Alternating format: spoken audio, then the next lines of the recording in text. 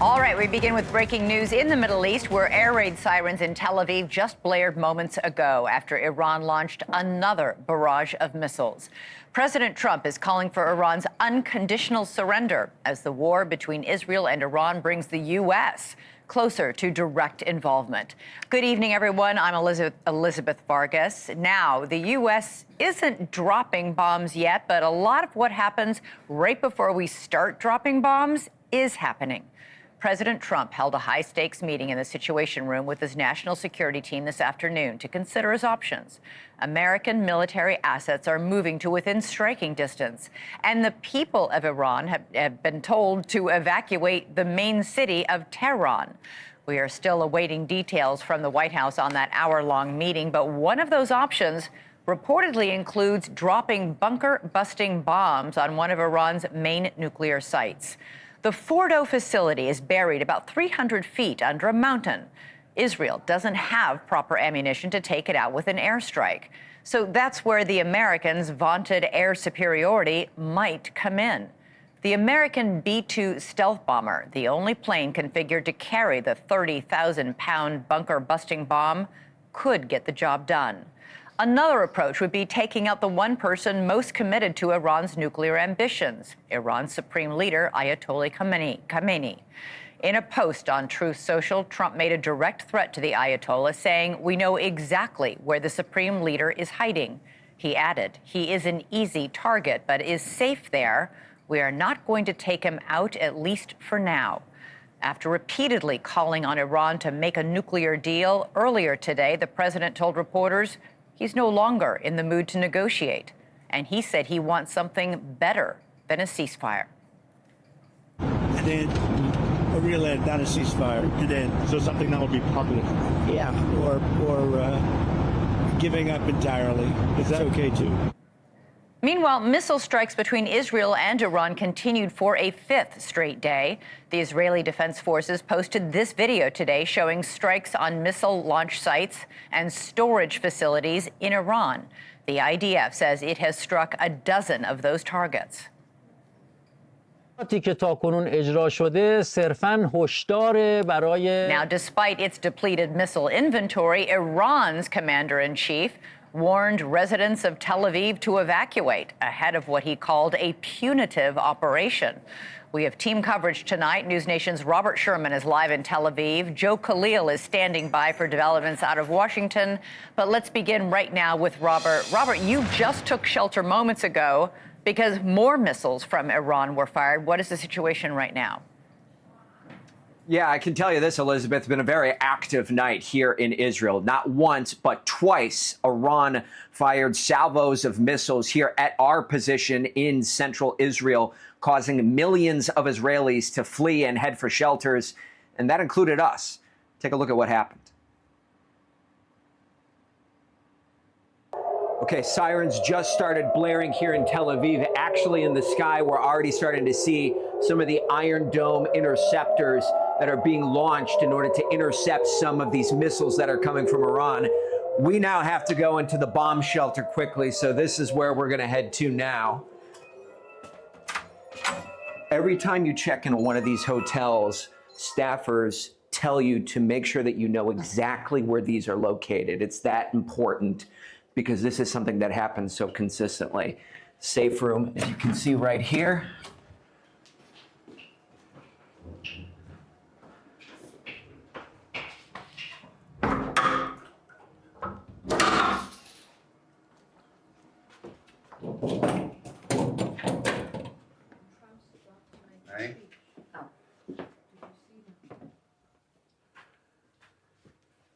Now we wait until this concludes and we get the all clear. So we spent about 10 minutes in that bomb shelter during that episode, but it wasn't even 30 minutes or so before we were back in that shelter again. And that is a trend that we have noticed here, Elizabeth, is that these attacks, these salvos, these barrages have come more consistently from Iran, but they've been smaller in size. The initial estimates for those two barrages there in the territory of 10 to 15 missiles each. that's the size that we've been seeing in recent days, smaller than the initial strikes that were coming from Iran when all of this broke out late last week. The Israelis contend that this is because they have degraded Iran's capabilities, pushing them out of Western Iran back to the central portion of the country.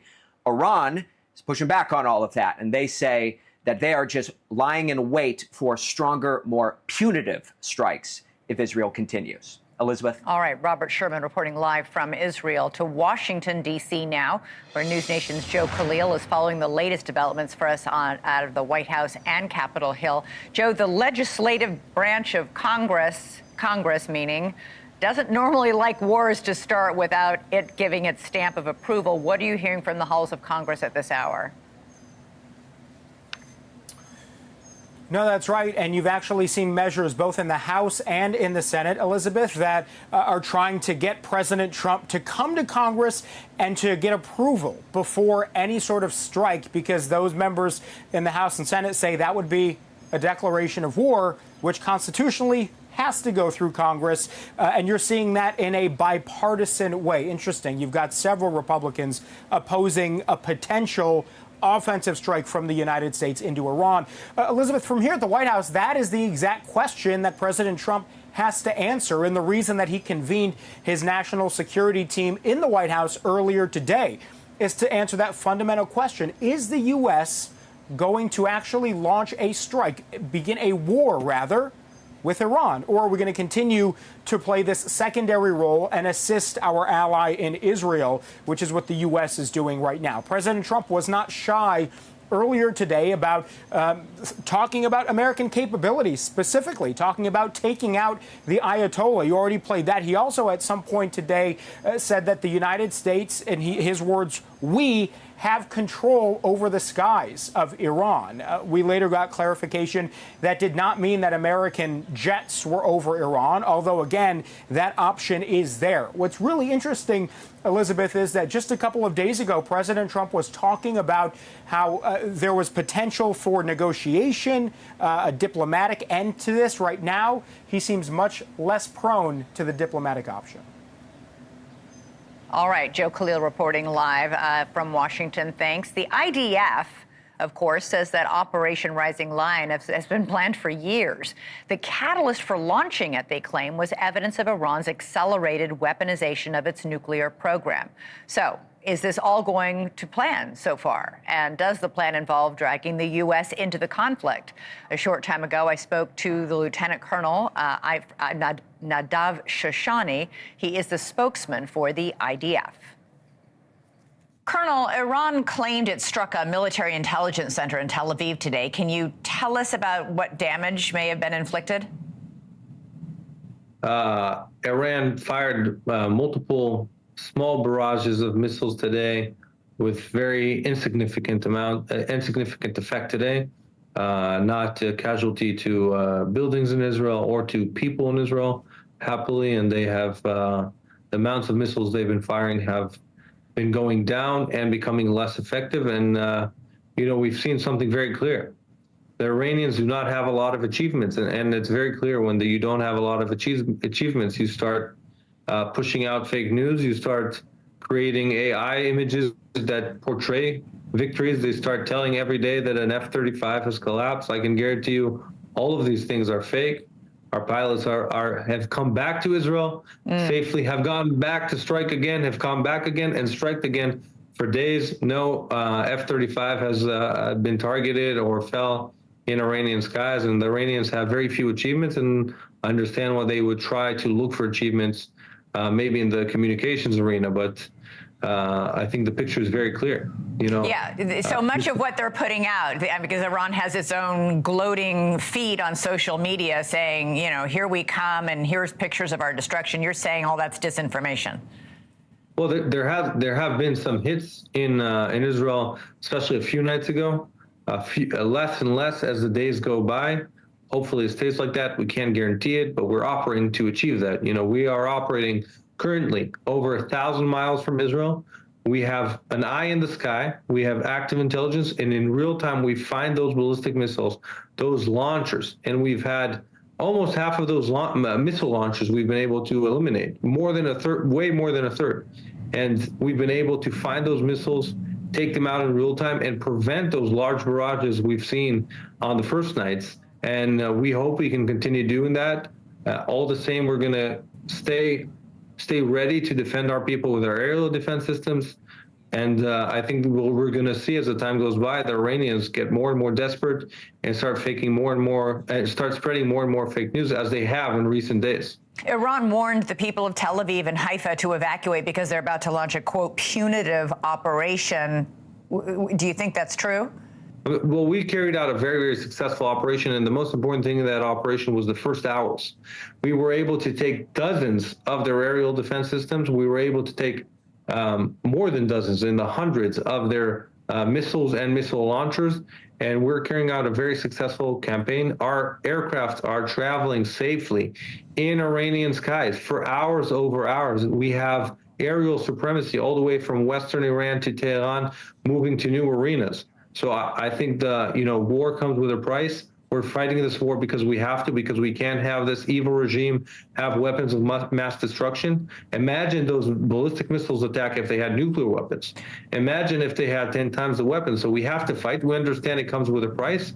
But as our achievements go, and as we are advancing in the battlefield and eliminating their capabilities, we're getting to a better place, and we have to remain humble and keep working and stay on guard for 24/7. An IDF Brigadier General named Effie Defrin said today that Iran, despite what you've been able to accomplish, still has, quote, significant capabilities to cause serious damage. So if you've destroyed so much, how much do they now have? What remains? Well, it's important to say, first of all, Effie is my commander. He is a great spokesperson. Iran is a country over 70 times the size of Israel.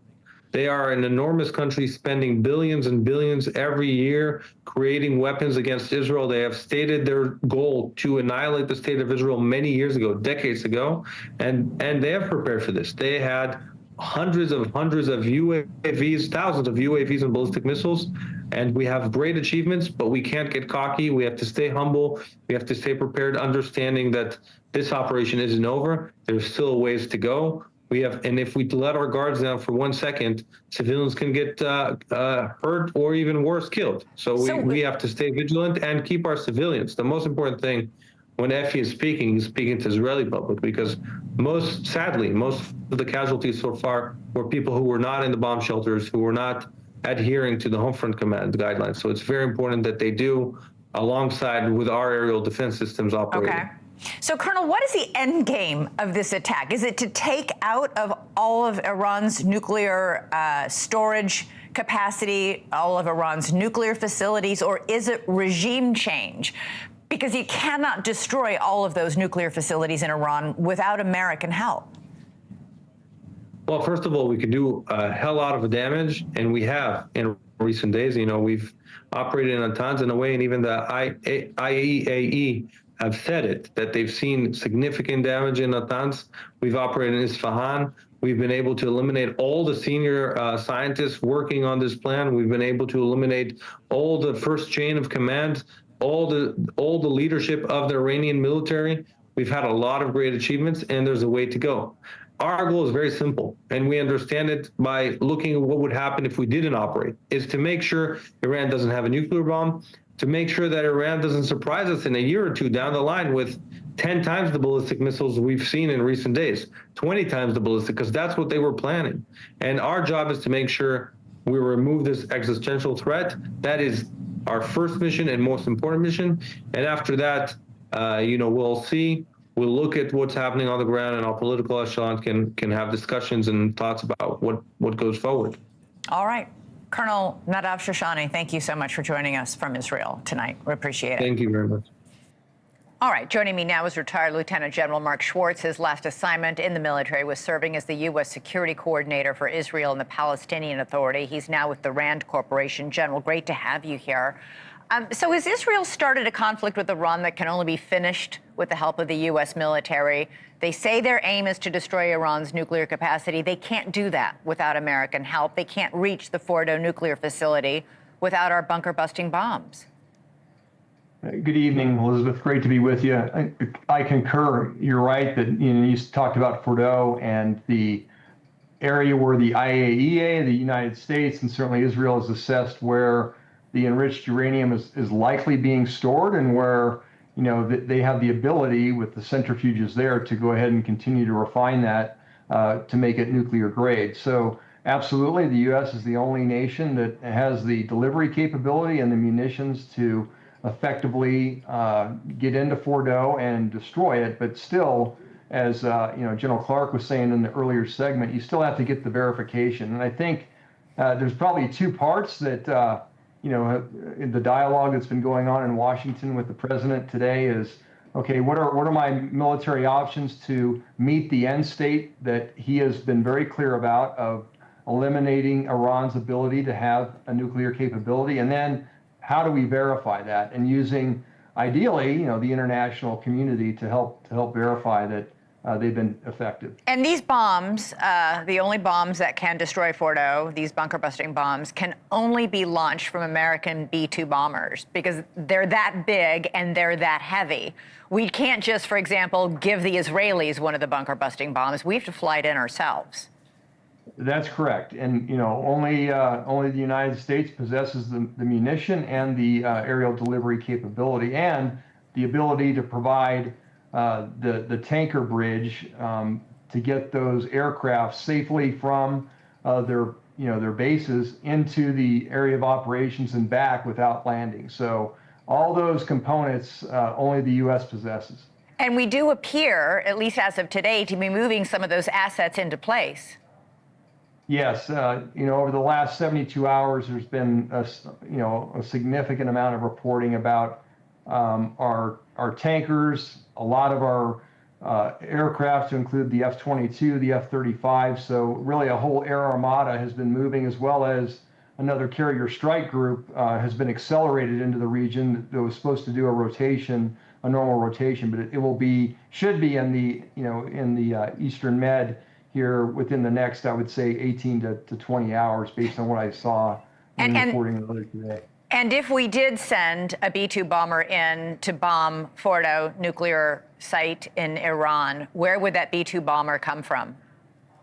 Well, they're based in a couple of locations in the United States, and so that's where they would come. That's where they would originate from. And again, typically the way those aircraft are crewed, I'm not an Air Force expert. I'm an former Army Green Beret, but they have the ability to take off, and then they have the crew and the tanker bridge so that they can go deploy, conduct their mission, and return home without having to land. So is there a danger if we bomb Fordo that we will trigger some sort of radioactive event? There's certainly that possibility, and we have some of the exquisite detection capabilities to determine that. Although from the air, it's much more difficult. Obviously, there's levels of capability there that really aren't availed to the public. But definitely. But what I'm more concerned about is that will certainly be the red line by which Iran will strike U.S. forces in the region, in my assessment. That was just right. IDF spokesperson say, they've got about 1/3 to half. Well, a half is still a lot in terms of capability that the Iranians have. So that's my concern for U.S. forces in the region. And super fast, we have U.S. forces scattered throughout the region. We also have ships in the Red Sea. Undoubtedly, the Houthis would resume attacking those ships. Iran could bomb the Strait of Hormuz. That's where 1/5 of the world's oil supply passes through each day. There are a lot of targets that are critically and crucially important that Iran could hit in retaliation should we drop this bomb. Yes, so as you just pointed out, Iran, while they may be on their heels with respect to the air supremacy, they still have a lot of lethal options to put against Israel, to put against the U.S. and our partners and allies in the region. All right, General Mark Schwartz, really great to have your expertise on the show. Appreciate it. Thank you so much. Thank you. All right, we've been talking about what happens militarily if we drop this bomb. Now we're going to get into the politics of how this is being decided. Is the Trump coalition splitting over Iran? I'll be joined by Geraldo Rivera and Rich Lowry to discuss that. Plus, trapped in a Middle East war time zone? Time to call this guy. We'll speak to the man who's received more than 350 pleas for rescue by American citizens in Iran. how he plans to get them out. Bill O'Reilly on Cuomo. What are you talking about? Here's what I'm talking about, Cuomo. America's favorite sparring duo with TV's liveliest, most honest debate. I just tell you the truth backed up by facts. Tomorrow at 8, 7 Central, only on NewsNation. All right, continuing our coverage of the Middle East and what's going on and President Trump's handling of this rapidly escalating situation. Mr. Trump has ample experiences as a deal maker from his business career and ample experience in foreign policy from his first term in office. But this Israeli-Iranian conflict, this is a new thing. This is a hot war progressing minute by minute, and every presidential decision is freighted with global implications.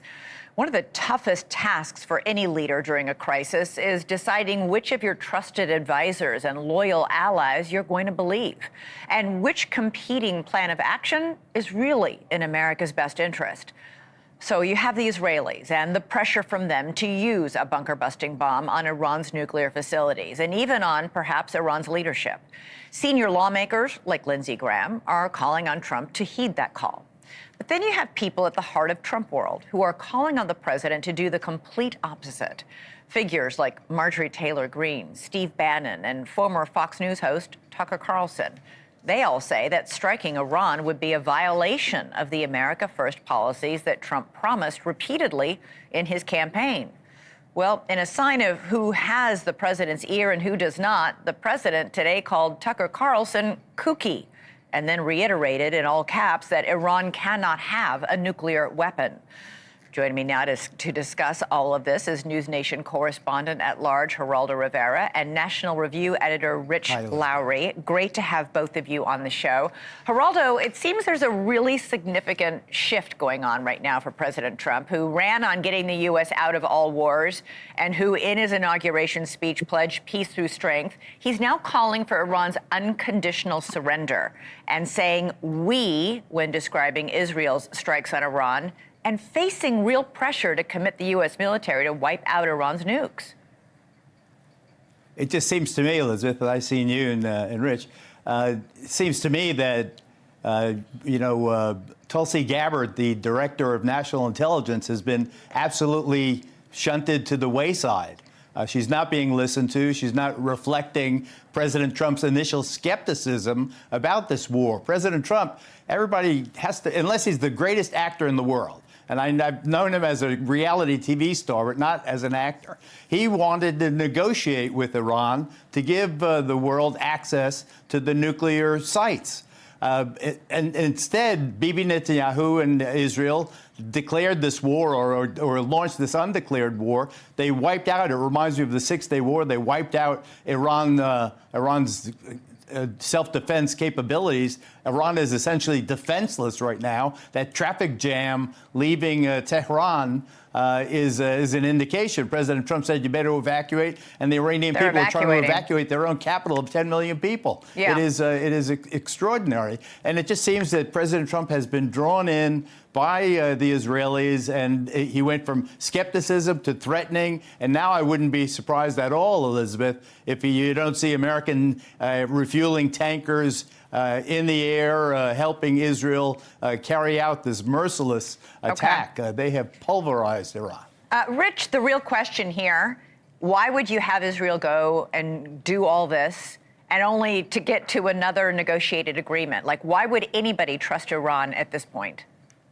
Yeah, I'm not sure you trust them. You need some verifiable agreement where they pull out everything and it's verifiably destroyed. But look, Trump can be, changed from day to day. We all know that, from Truth Social post to Truth Social post. But there are a couple big things he's been very consistent on: tariffs, immigration enforcement, crime, and that Iran can't have a nuclear weapon. He said it over and over again this year as president. He said over and over in the campaign in 2024. He's been saying it since 2011. So I'm kind of skeptical that the Israelis don't have a plan actually to take Fardo out on their own. But if they can't, I think it has to be very tempting. No military operation is without risk, but this is as close as you get, given all that the Israelis have done to prepare the ground for a strike that would really bring an end to the Iranian nuclear program. And Rich, you talked about that consistency about Trump always saying no nukes for Iran. J.D. Vance, who is basically an avatar for the America First wing of the GOP, put out a lengthy post today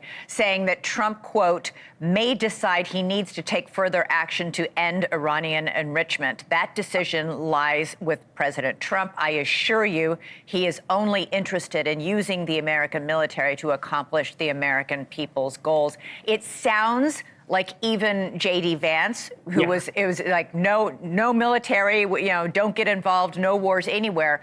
That wing of the party, at least, he's appealing to them to come on into the tent because this looks like where Trump is going.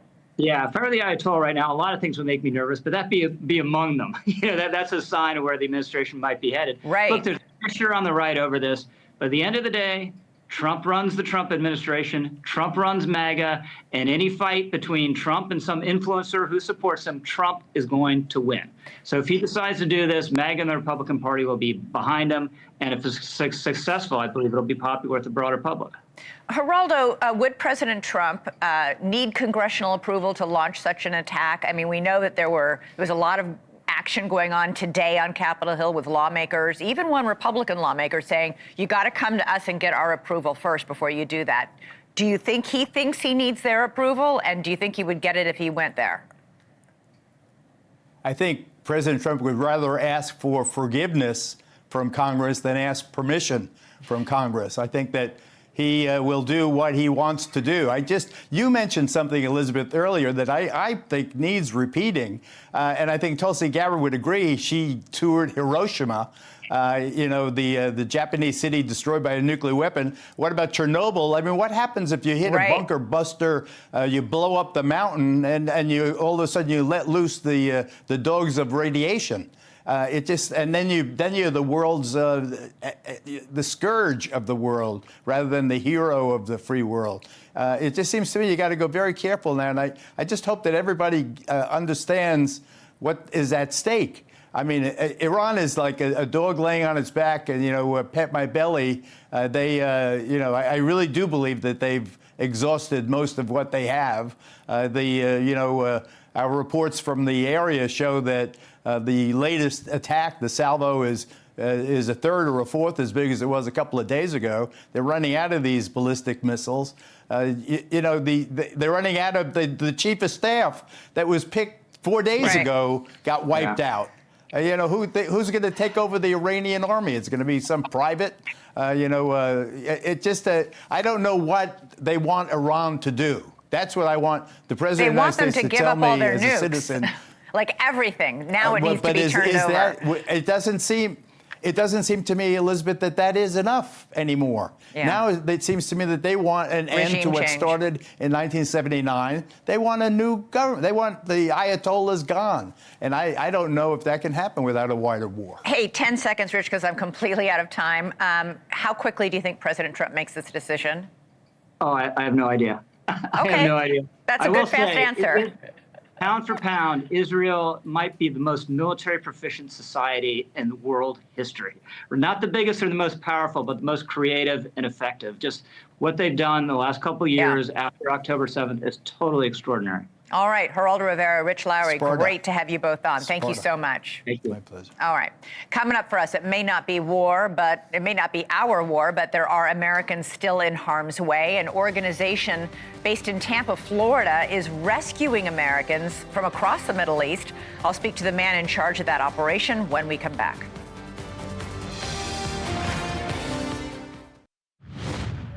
All right, breaking news just in. The State Department has said it is closing the U.S. Embassy in Jerusalem tomorrow, and that will last until the end of this week.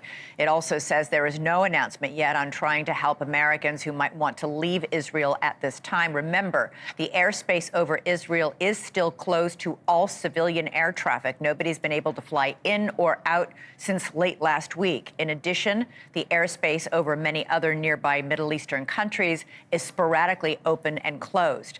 Difficult for people, Americans especially, to get out. But one organization based in Tampa, Florida, is not waiting to help get those Americans out who need to get out. The Gray Bull Rescue Foundation launched what it calls Operation Olive Shield. They are busing Americans out of Israel who apply for help through their website. The first 2 groups of evacuees have just made it out in the last few hours. The organization says it's received hundreds of requests for help. Gray Bull Rescue is comprised mainly of U.S. veterans. They've rescued 7,000 Americans over the years from places like Ukraine, Haiti, and Afghanistan. And joining us now from the Middle East is the founder of Gray Bull Rescue Foundation, Brian Stern. Brian's a multiple combat tour veteran in the U.S. Army and Navy. Brian, thanks so much for staying up. I know you're exhausted. You've been up for days straight. You've gotten hundreds of requests from people who feel like they're stranded in the area. Give me an idea of who you're hearing from, what stories they're telling you. Well, it's not hundreds; it's thousands. Wow. Israel has a lot of Americans, a lot of dual Israeli Americans that live there, that study there. It's also the tourism season; it's summer, so a lot of study abroad trips and mission trips and all kinds of folks are in the country. So we've got all shapes and sizes. Babies, old people. We got people, all kinds of people are in Israel right now. So given the fact that the airspace is closed, you're bussing them out. How are you doing that? Yeah, we don't like to talk too much about the specifics, but the bottom line is this: is that the airspace is closed. So there's only so many ways to deal with this. One way is the maritime option, is boats from Israel to another country. Usually it's Cyprus, maybe Turkey. Or you go by ground, and that's buses. That's buses to a plane. So it's you got to delicately navigate some pretty complicated countries and some diplomatic relations and some issues there. For sure. So we just talked about the fact in the intro to you that the airspace over other countries nearby, like Jordan, for example, have also been sporadically open and closed to civilian air traffic. Is that all because of what's going on between Israel and Iran? And how difficult is that making your job? Absolutely. So the deal is this: is that between Israel and Iran are a bunch of other countries. So when Iran lobs missiles or cruise missiles or artillery or drones or what have you, it has to cruise through the airspace of other countries, therefore creating a flight hazard. So it's not a diplomatic thing or any kind of show of there's no geopolitical piece to it. It really is. It would be very terrible if an Iranian drone flew into a Boeing 777 and killed 300 people by accident over Jordanian airspace, let's say. And so they shut that. And it's important to note the U.S. State Department just announced that they are closing the embassy. They are not calling for the evacuation, however, of Americans at this point. The embassy closing, I think, is a big clue of things to come. It is not both diplomatically and also just from a symbolism perspective, to close the United States embassy. There needs to be a very good reason why. There needs to be a very real threat, or which that's what I think it is in this case. There needs to be it's no small feat to close an American embassy, especially in a country like Israel, which is such an ally. Are you surprised that the embassy isn't making an effort, at least at this point? It just announced that the embassy is closing, that we're not hearing from the State Department any effort to get those Americans out? I don't know if I'm surprised or not surprised. This is hard stuff. The situation is that there's no good answer. Going by water is treacherous. Going by ground is treacherous, and going by air is treacherous. This is a war zone. People are dying out here every day. This is not, this is serious stuff. Yeah. And so from the embassy perspective, they're very sensitive, as they should be, to putting Americans at risk. And I disagree with them. And you've rescued Americans from Ukraine, Afghanistan, Haiti. How does this compare? We've done 731 missions, all in my team and I, and every one of them is different. Every one of them, there's no cookie cutter. It's not war zone Uber where it's call a bus and figure it out. There's always bumps in the road. There's always challenges. It's always planes, trains, and automobiles. So okay. This is hard stuff because the geography of Israel is very difficult. It is. It is, and it's small. It's small. That whole area is much smaller. People don't realize. Brian Stern, get some rest. You've got a lot of work ahead of you. A lot of people counting on you to help them out. Thank you so much for joining us. GreyballRescue.org. Please, we're donor funded. We need your help. Please. All right. Thank you. Coming up, we are going to switch gears to a trial that has captured intense interest in the United States. So just what is taking the jury so long to decide whether Karen Read is guilty of murder? And could it mean she's about to walk? I'll speak to a juror from her first trial and mistrial after the break. And remember, you can download our NewsNation app for the latest news and the top stories of the night.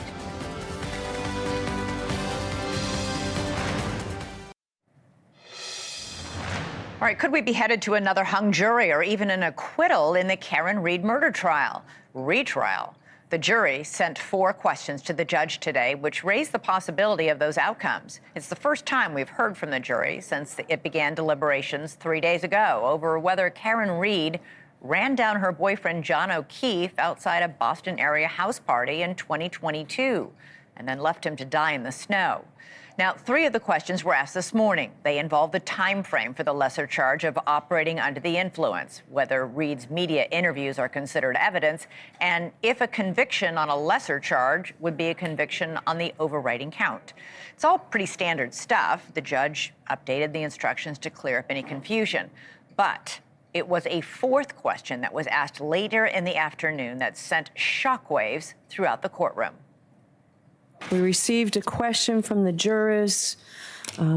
If we find not guilty on 2 charges but can't agree on 1 charge, is it a hung jury on all 3 charges or just 1 charge? The judge answered it's a theoretical question, and she couldn't give them an answer and sent them back to deliberate some more. But by the end of the day, the panel still had not reached a verdict. Read apparently interpreted that as good news. She was smiling as she left the court. The jury's questions came nearly a year after her first trial ended in a mistrial for almost the exact same reasons. Joining us now is criminal defense attorney Brad Bailey and Ronnie Estanislao, who was a juror on Karen Read's first murder trial. Thanks both for joining us. Ronnie, I want to start with you. Okay, in the first trial, you guys acquitted her of second-degree murder and acquitted her of leaving the scene of the accident, and you deadlocked on the manslaughter charge of not meaning to kill him while she was under the influence. What do you make of what's happening? Does it look like this jury is going to be doing the exact same thing you did? I think the problem is that we didn't write down that she was acquitted for those 2 other charges. We didn't sign that document. Hopefully in this case that the document will be signed. But it seems pretty much the same scenario regarding the second charge of what's going on with the jury, the current jury. Brad, what happens if a second jury deadlocks for the same reason the first jury did? If it deadlocks for the same reason, it can be retried again. The defense team has tried very earnestly to get the judge to clarify, particularly on that second count, that whether or not the votes have been not guilty on the lesser includeds all the way down to that 5th lesser included to try to prevent this from happening. But the judge is saying that's not how we do lesser includeds in Massachusetts. I'm following the form. It's either guilty or not guilty on the top count, and then you just go right down to the lowest possible count and determine whether or not you have a verdict on it. Ronnie, what happened in the jury room over that second charge? Were you evenly divided on her guilt on manslaughter, or was it a different number? In the beginning, we were equally divided, but in time, our beliefs changed in different groups or different individuals. But it ultimately came up to still so divided that there was no way we were going to be able to come up with unanimous decision. Brad, at what point does the prosecutor say, okay, we gave it our best shot, end of story? I mean, this is a lot of money they're spending trying this woman, and it's clear, at least on counts 1 and 3, 2 juries now have not thought that the evidence is there. Yeah, I think most of us who have been watching this have never thought that that murder 2 charge was going to stick or result in a conviction. And that is something that you have to take into account. There was evidence about how much money the Commonwealth or the prosecution has spent on experts in this particular retrial. That has to be a consideration too, but they have the right to try it if they choose to. Brad Bailey, Ronnie Estanislao, we are on jury watch. We'll be back to you once we finally get word. Thanks both so much. All right, coming up, we're going to go back to our top story. President Trump just spoke with Israeli Prime Minister Benjamin Netanyahu as aerial attacks continue between Israel and Iran. Will the United States get involved? What's at stake? Chris Cuomo joins me live next.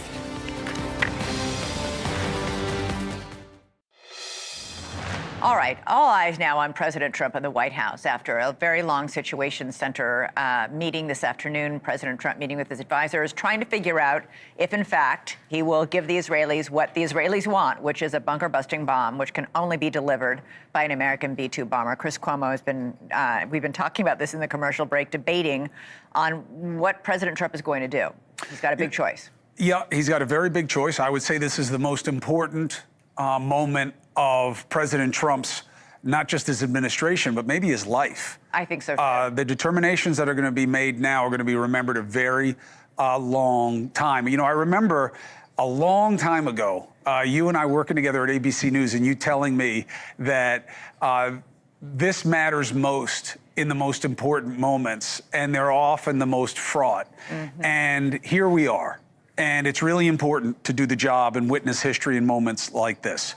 And I think he's got a very difficult decision, and there is not necessarily a right answer. All right. Well, Chris, have a great show tonight. Lots of really, really big, important things to get to.